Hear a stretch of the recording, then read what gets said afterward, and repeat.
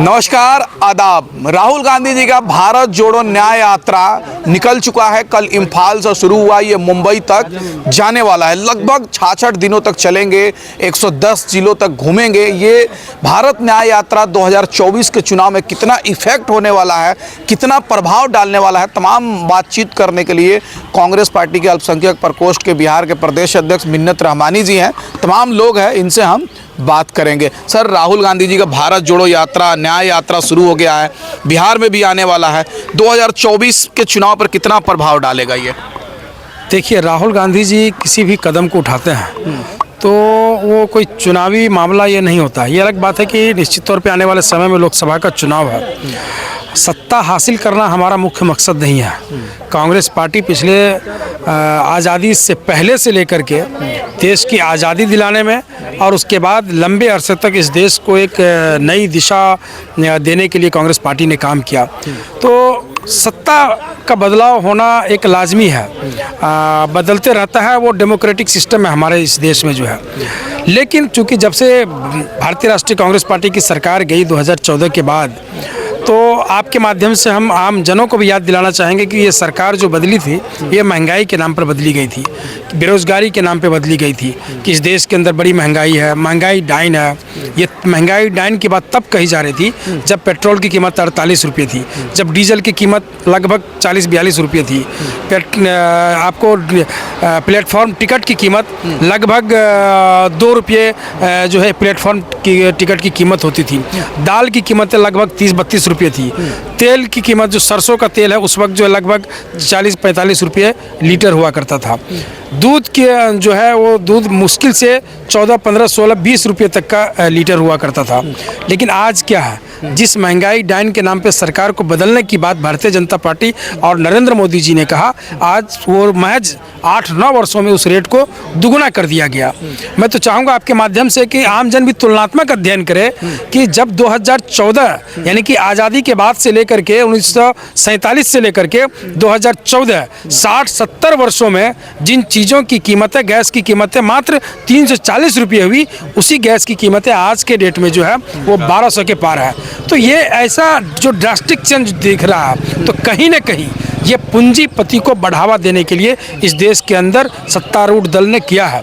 उसी महंगाई के खिलाफ और जो लोगों को न्याय नहीं मिल रहा है इस देश में अंदर, न्याय किस बात का? न्याय इस बात का कि जब 20 करोड़ जनता को रोजगार देने की बात कही गई, जब 2 करोड़ प्रतिवर्ष नौकरी देने की बात कही गई, तो ये जो 20 करोड़ नौजवान जो हमारे बेरोजगार हैं, जो महंगाई जो डाइन थी, वो आज महंगाई चरम पे है। ये तमाम न्याय दिलाने के लिए आज देखिए कि जो खेल के मैदान में हमारी बहन खेल कूद में अपने देश के नाम को रोशन किया, आज उनको बेघर करने का काम भारतीय जनता पार्टी और ये सरकार, केंद्र की नरेंद्र मोदी जी के सरकार ने किया। इन तमाम लोगों को न्याय दिलाने के लिए, इन तमाम लोगों की न्याय की आवाज़ को बुलंद करने के लिए राहुल गांधी जी पदयात्रा पे निकले हैं। निश्चित तौर पे आने वाले समय में आपको ये बदलाव दिखेगा। अगर इतनी समस्या आती तो भाजपा चुनाव कैसा जीत रहे? अभी मध्य प्रदेश, छत्तीसगढ़, राजस्थान, तमाम जगह तो जीत रही है, जनता खुश है, तभी तो भाजपा जीत रही है ना। 2014 में भारतीय जनता पार्टी की सरकार बनी थी, उसके बाद से लेकर के मैं आपको गिना देता हूं कि इस देश में कांग्रेस पार्टी ने कहां राहुल गांधी जी के नेतृत्व में सरकार बनाई। हमने मणिपुर से लेकर के राजस्थान, मध्य प्रदेश, छत्तीसगढ़, बिहार, बंगाल, ये झारखंड, इवन कि बंगाल में भी उनका खाता नहीं खुला था। ये तमाम प्रदेश जो है, हमने वहाँ कांग्रेस पार्टी की सरकार बनी। ये अलग बात है कि उसके बाद जो पिछले चुनाव में किस तरीके से मैनिपुलेशन किया गया, वो जग जाहिर है। विधायक के खरीद फरोख्त में हम विश्वास नहीं करते हैं। उन्होंने कर्नाटक के अंदर भी सरकार गिराने का काम किया था। ठीक है, अभी विगत चुनाव की अगर आप बात करेंगे तो हमने जरूर 1-2 प्रदेशों में अपने चुनाव को हारे हैं। देखिए, हम चुनाव हार जीत लगी रहती है, लेकिन इस देश के अंदर जब महंगाई, बेरोजगारी की बात होगी तो कांग्रेस पार्टी और राहुल गांधी जी कभी चैन से बैठेंगे नहीं। वो लड़ाई लड़ेंगे और सड़क से लेकर के सदन तक, हमें सड़क का सहारा तो इसलिए लेना पड़ रहा है कि सदन में हमारी आवाज़ को सुनाई नहीं दिया जा रहा है, हमारी आवाज़ को वहाँ बंद कर दिया जा रहा है। विपक्ष के सांसदों को इस देश के इतिहास में ये पन्ने में दर्ज हो गया कि 140 से ज़्यादा सांसदों को एक साथ सस्पेंड करने वाली कोई सरकार अगर बनी इस देश के अंदर में, तो वो भारतीय जनता पार्टी की सरकार है। तो कहीं ना कहीं विपक्ष की आवाज़ को कुचलने का काम भारतीय जनता पार्टी कर रही है। 2024 में क्या समझ में आ रहा है कि इंडिया गठबंधन जीतने जा रही है कि भाजपा जीतने जा रही है?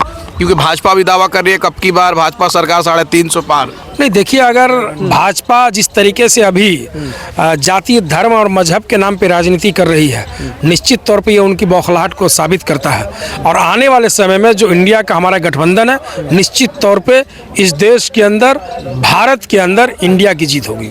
भाजपा कह रही है कि राहुल गांधी जी राम मंदिर उद्घाटन समारोह में नहीं जा रहे हैं, हिंदू विरोधी हैं, राम विरोधी हैं। नहीं, मुझे ये समझ में नहीं आया कि राम तो सबके हैं, राम किसी व्यक्ति विशेष के नहीं है, किसी व्यक्ति विशेष या किसी विशेष दल के नहीं है, किसी पार्टी के नहीं है। राम हम सबके हैं, हमारी आस्था उनके अंदर में है। मंदिर जाने के लिए, मस्जिद जाने के लिए, गिरजाघर जाने के लिए कोई डेट की ज़रूरत नहीं होती है। राम कल भी थे, राम आज भी है, राम कल भी रहेंगे, उसके लिए कोई विशेष तिथि की ज़रूरत नहीं है। 40 सीट है बिहार में, एक बड़ा राज्य माना जाता है।